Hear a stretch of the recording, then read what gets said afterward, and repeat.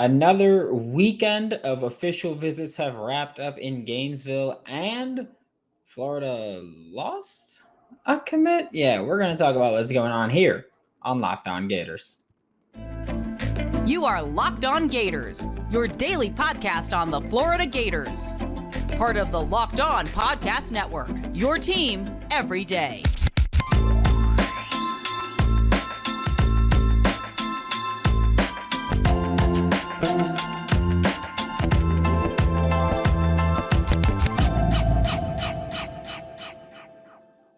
Hello and welcome back to another episode of Locked On Gators, part of the Locked On Podcast Network, your team every day. Thanks for making Locked On Gators your first listen of the day. We are available daily and free wherever you listen to podcasts.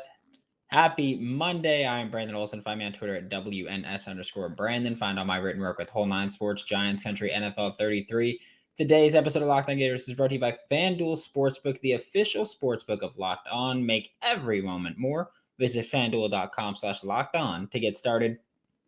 And yes, we are talking about this official visit weekend, which, ended with no commitments, from a 2024 recruit, and the loss of Chauncey Bowens as a commit.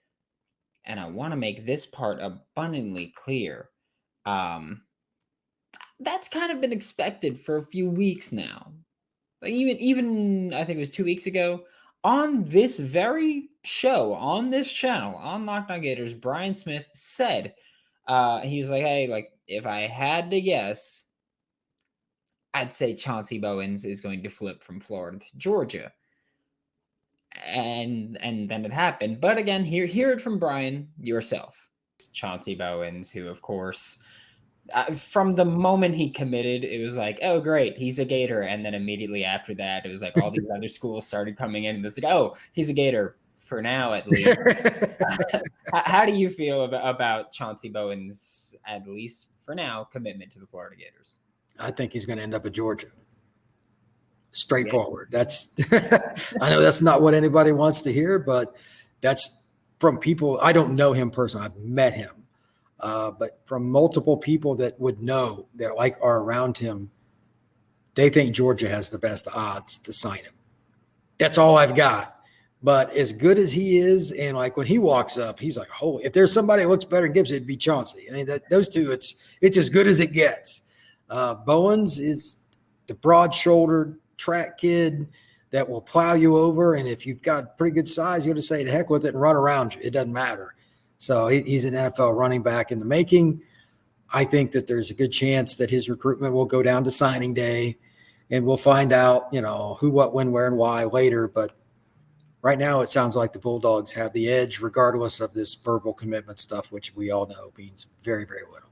Now, this with Chauncey Bowens was just one of those times, we'll say, where the writing was on the wall for a potential flip for a while. Like last year with Tyree Patterson, you're like, okay, we know you're going to UCF. We knew that was happening weeks, if not months, before it actually happened.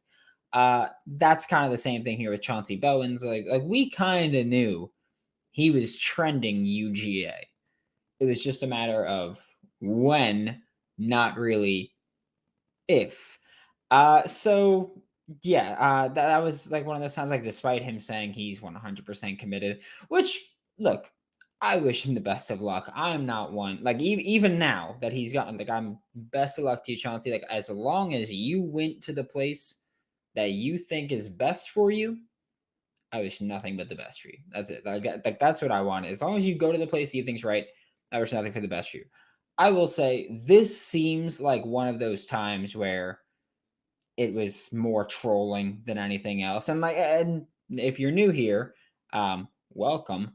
If you've been here, you know, I'm not the type of person to complain about that. I'm not the type of person to go, oh, this was true. But this one, it felt like trolling, which is fine. Trolling happens in recruiting. That's what that is.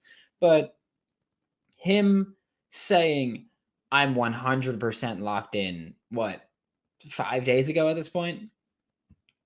But also saying, Georgia's a threat. First off, if you are committed to a school and you go to a Georgia visit or whatever, don't say you're 100% committed, because especially if in that situation where like we all knew it was not only a possibility but a probability that Chauncey Bowens was going to flip. Don't say you're 100% committed, because then that's just like the reason he did that. That's why I'm convinced it's a troll, is because when you say it like that, like you're just opening the door for, oh man, Georgia just really blew him away. Like we all knew this was going to happen, but this is one of those times where public perception wise, a coach or a school be like, hey, like don't commit until you're on campus, because then it's going to look really cool. Like we're going to look like we blew you away on campus.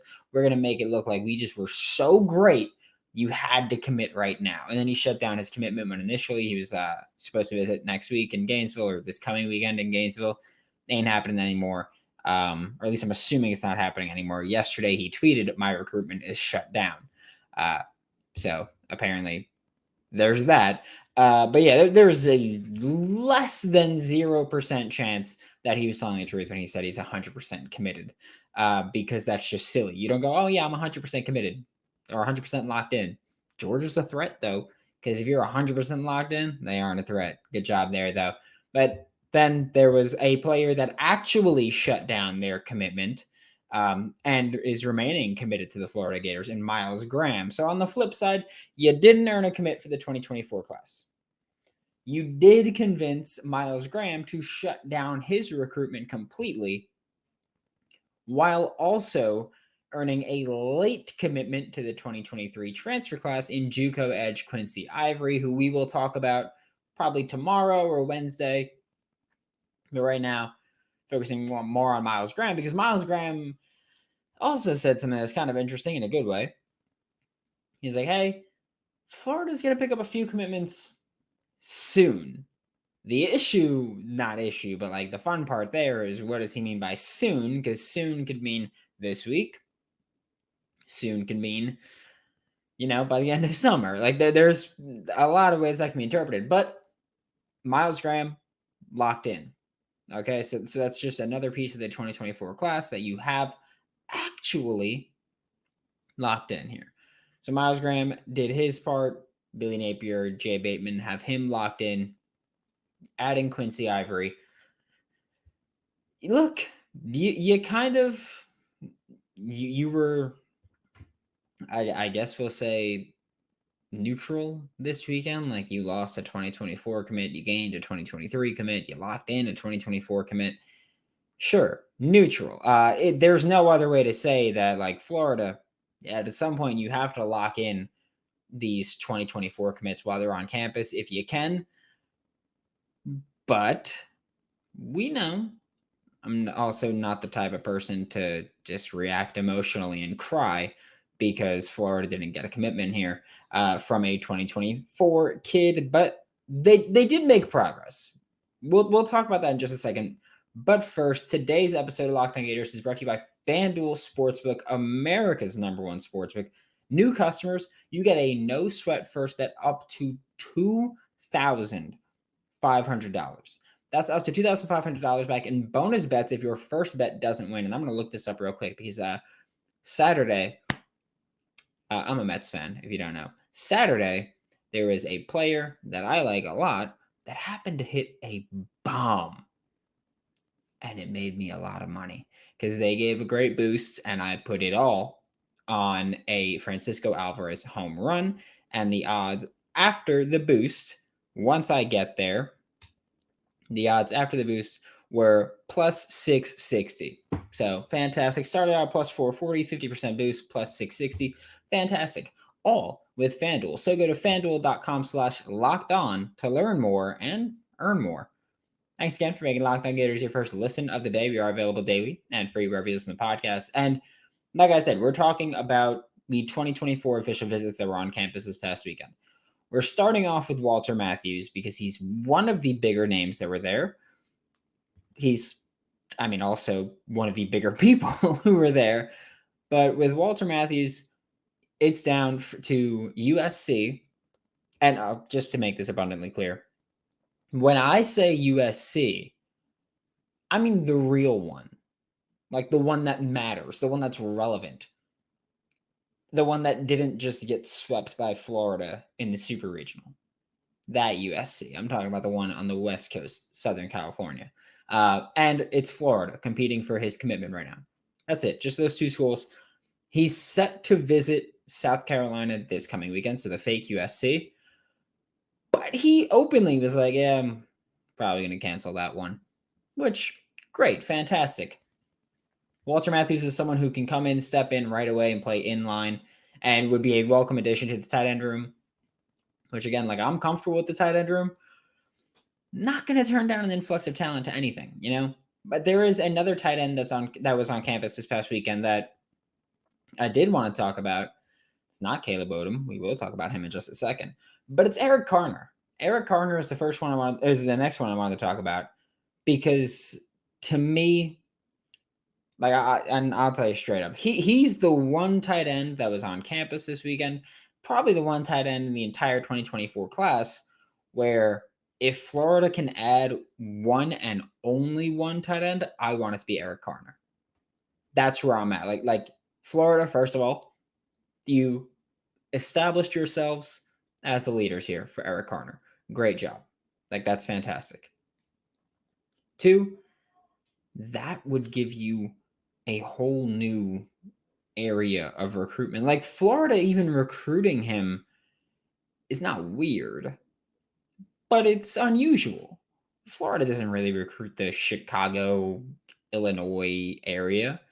That's not an area Florida is usually great at, let alone bringing a kid on campus, let alone being a favorite for him. Florida's now the favorite for him. He said that. Like that's not me saying that. Eric Karner said that. I think it was with On3 and I think 24/7 as well. He was just like, yep, they're at the top, which is great. Like, Florida, you establish yourselves as a leader for someone who is in an area that you're not used to recruiting. You get yourself in there. You can maybe start a pipeline. And we spoke about this last week where, said, I like that Florida's trying to branch out. I do get a little concerned that by branching out so much, they'll, maybe lose a little bit on the home turf, which is a concern or a question or a possibility. It's not something I'm saying is happening, but getting yourself in that Chicago area is big. Like, that's establishing another footprint for yourself. And they've kind of been doing that since Billy Napier came in here. They've been trying to lock down Florida still, but they branched out to Texas with DJ Lagway, Xavier Filsaime, Hayden Hanson's from Texas. Princely's from Texas, but he's not a Napier kid. But those guys, all Napier kids. Michael Uinai, who was on campus this weekend. Texas kid. Like, Florida's putting themselves in position in Texas. Florida's gone to the West Coast and started trying to bring in some kids. Florida's now going to the Midwest and trying to bring in some of these kids. Like, this is expanding while trying to lock down your area. Great approach. Easier said than done, though, and that's the concern. But Eric Karner, he's a flex tight end that would elevate your passing attack. And I understand there's a lot of people that talk about, Florida, why would anybody want to come to Florida with this scheme and all that stuff? It's a couple things here. One, that's not as important as you think it is. Like, scheme matters, but it's not as important a selling point for high school kids as you think it is. 2, shouldn't matter because you should still be able to bring them in. And 3, I think Florida's going to go a little bit more spread style because of the next player to talk about, like Caleb Odom. It's a Florida-Bama battle right now for the wide receiver, tight end hybrid that he said Florida's been showing him Kyle Pitts film to show him how they would like to use him. That's what really opens me up to go, does Billy Napier want to go more spread style once he gets that personnel? You've got Arliss on board already, who's very much a spread flex Y tight end, or very spread flex tight end. You've got Caleb Odom that's considering you. You're in the top 2 for him. Eric Karner, you're the leader for. Walter Matthews is very versatile. You're recruiting these guys. Jonathan Eccles is another one where you're recruiting these big pass catching tight ends. There's not a ton of inline recruitment going on right now from Florida. So I think that's kind of telling you, hey, Florida might be looking to modernize a little bit. Now, Eric Karner, said that he's going to take his visits and then take his time. He's also got Iowa. He's got Texas A&M's interested. Michigan State's interested. Caleb Odom, he's going Florida. Bama is the main decision he needs to make right now. He said he's looking to commit in the late summer. He said July, late summer for his commitment. And he has been singing the praises of this coaching staff. I will say, every tight end that has done an interview or every tight end that's given any information, whether it's to me or anybody else, they've all been singing the praises of Russ Callaway. Russ Callaway, of course, is the new tight ends coach that was hired this year. They've all been singing the praises of Coach Callaway. So congratulations, Coach. Like, knocking out of the park, doing a great job. There was another pass catcher that we're talking about right now in Chauncey Robinson, who is currently a Miami commit. I don't think he keeps that. I think he will eventually flip to Florida. Like we spoke about it last week with Brian Smith.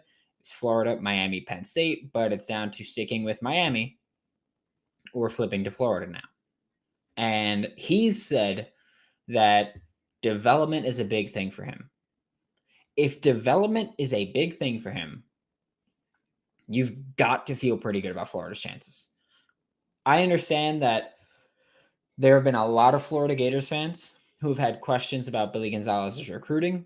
I don't think anybody worth their salt has questions about Billy Gonzalez as a talent developer. He's proven consistently that he can get guys to the NFL, whether it's with Urban Meyer, with Dan Mullen, or this year when he's going to do it again with Ricky Pearsall, is going to be listed still as a Billy Gonzalez NFL guy. Also going to matter if Ricky Pearsall takes that next big step this offseason to next season, how that matters. But if development matters here, you've got to give Florida the edge. Like, you don't have another option. You have to give Florida the edge there over Miami. If wide receiver development is Billy Gonzalez, one of the better wide receiver developers in college football right now, needs his flowers on that. Even if you don't want to give it to him, he deserves them. But with Chauncey Robinson, expect this to be a time where we do not get an answer until signing day. Even if he makes his decision, I would fully expect this to go down to signing day. Even if he flips now, expect this to go down to signing day. It's just one of those battles. There's two schools. They're both in good position for him. And one of them he's already committed to. It seems like he's leaning more Florida right now, but he's already still committed to Miami. So maybe he's like, you know what, let me stick to my commitment for a bit and see how things go. Maybe I want to see how the season goes, which that could change a lot of things. But Chauncey Robinson, got to go down to the wire. To wrap up today's show, we are talking about another, 4 players that we're going to talk about here. First one, Jerrae Hawkins, wide receiver, down to Florida and Penn State. This is another one where we spoke about last week with Brian Smith. Florida, Miami, Penn State were the 3 schools we talked about, really. Now, seems like it's down to Florida and Penn State, with Penn State being the, we'll say, perceived favorites right now. And I will say that for me, Jerrae Hawkins, I don't care about his ranking, which I'll talk about with Mike Williams as well. I don't care about his ranking. I think if you follow multiple people who cover the Florida Gators, you will know that I am probably like the guy who does not care about stars that much. It's just not, because I know how awful they are sometimes. But evaluation matters. And I know that his ranking, not the best, and I know it might be hard for some people to get behind it, but Billy Napier, who, don't forget, he used to be a wide receivers coach. Billy Napier wants to use him like Jalen Waddle. Billy Gonzalez said he wants to use him like Kadarius Toney. 2 of the most dynamic football players we've seen in recent years. And I mean, Kadarius, I think, is one of the most dynamic football players we've ever seen. And they had Ricky Pearsall as Jerrae Hawkins' player host. That, to me, tells me that Florida is incredibly interested in bringing Jerrae Hawkins to Gainesville. Like, you have the head coach saying, we want to use you like Jalen Waddle, who is a first-round pick and dynamite pass catcher. You have your wide receiver coach, your position coach, saying, hey, we want to use you like Kadarius Toney, who went to this school, was a first-round pick, and is a dynamic playmaker. And then you take the best receiver on the roster and you make him the player host here. That's called prioritizing a player. Jerrae Hawkins, like I'm kind of surprised Jerrae didn't just commit immediately. Like I know Penn State's the perceived favorite right now, but when you put that kind of priority on a player, that's clear that you're incredibly interested in him. Like Jerrae Hawkins is someone that, I mean, if they're pressing for him like this, I don't know how he's not gonna do it. Like I'd be kind of like not shocked, but I'd be like, what are you doing if you don't commit here? Because clearly this is a school that wants you and will use you the way that they're saying. Like they're like, yeah, like we want to get you the ball underneath, make some big plays, be a dynamic playmaker for us, work downfield with your speed, and use you these ways. You got to do it. And having Ricky Pearsall do it, I mean, having the best receiver, that's a great playmaker. That's a great dynamic playmaker. Jerrae Hawkins is getting pitched heavy here. Justin Denson on the defensive side of the ball, like I think his decision is coming up soon. I think he's leaning Florida at the moment. I know Alabama's in there as if he's just waiting for Alabama, as well as one of the rumors surrounding him. I know that it's very possible he's going to be back on campus this coming week, probably Wednesday-ish. I would love to add him to the class because, I mean, we know versatility matters a ton. Positional versatility is a big selling point if you are on this defense. Justin Denson, you could play safety, you could play corner, you could probably throw down into the star spot too. That's a huge selling point here if you're Justin Denson, because you've got the size, the length. Probably need to add a little bit of weight, but you've got the skill set where Florida can sell you on this. And especially when you have Corey Raymond developing you, it's like, all right, well, that's got to be a strong selling point for someone that's like a prototypical size with athleticism. You got to be looking at Corey Raymond like, all right, man, like, damn, kind of getting sold here. On the trenches where Florida is obviously always going to look to improve, you got on the defensive side, interior defensive lineman. I'm so sorry if I demolished the pronunciation of this name, but I think it's Makai Boireau. Dude's an absolute unit, 6'5", 350 pounds. He told On3 that Florida is at the top of his list right now. He is looking to commit next month. All I said is July. Doesn't say when. I could easily see him committing to Florida at any moment. He'd be a welcome addition to the class. However, there are some pretty damn good interior defensive linemen that Florida's in the conversation for, in the running for. And as much as I would love Makai Boyra, you've got to lock down one of those big name guys too. You got to lock down, not like David Stone. I will say again, I don't think he's going to be a Florida Gator at this time, but Florida's in the running for him genuinely. There's a few guys on the inside. Jaden Jackson looks like he's going to be headed to Ohio State based on how great this visit was. And I think he had a Steve Wiltfong crystal ball. Whoop-de-doo.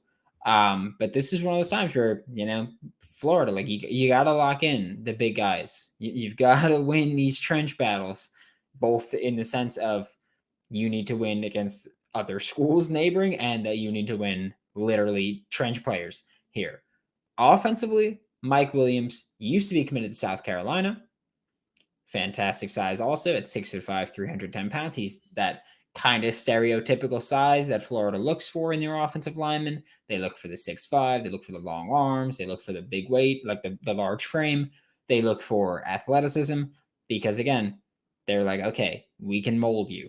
And with Mike Williams, he was raving about Rob Sale, and he was raving about Darnell Stapleton and what they've been saying to him. And I know that right now, like, Mike Williams is a low-ranking player, and I know Florida Gators fans are like 3-star. Who cares? Shut up. That's a stupid approach. I understand class ranking is something that people really care about, and a bunch of people care about. I understand. Even I care about class ranking overall. But I'm not going to let it ruin my day that a 3-star wants to commit to the University of Florida. Okay? Especially when he's someone that is clearly an upside addition that this coaching staff can develop. But we've heard nothing but great things about Rob Sale, Darnell Stapleton so far during this summer. But you've got to lock these guys in as well. Like, it's great to get Mike Williams if he commits. Awesome. I mean, I know On3 put in the prediction. I know 24/7 put in their crystal ball. I think On3 calls it like the RPM recruiting prediction machine, I guess. But you got On3 putting in predictions, 24/7 putting in crystal balls. Rob Sale, Darnell Stapleton, great. Add Mike Williams. Keep adding to that offensive line because 2023's class, you should have done a better job. 2024, great. Like, everybody is saying fantastic things about this offensive line recruiting right now. Like, they're all like, yeah, like, I love how they're sitting me down. They're watching my film with me. They're telling me how to improve. They're telling me what they can imagine and envision. Great. Lock it in. And I'm not saying Florida needs to change their entire approach because that's a silly opinion to have now if that wasn't the opinion you had last week. However, lock in some of these big names. That's it. You have to be better. Simple as that. Thanks for making Locked On Gators your first listen of the day every day. We'll be back tomorrow. Talk more Florida Gators football. Their recruiting approach is something that I'm going to want to talk about this week. We're going to talk about baseball once we get a little bit more information on the game that's going to be happening this Friday. For your second listen, check out Locked On SEC, hosted by Chris Gordy. Sports 790 to get the best coverage on the best conference, including the best university, the University of Florida. For Locked On Gators, I'm Brandon Olson. Don't forget to follow me on Twitter at WNS_Brandon. Find my written work with Whole Nine Sports, Giants Country, NFL 33, and I will see you all tomorrow.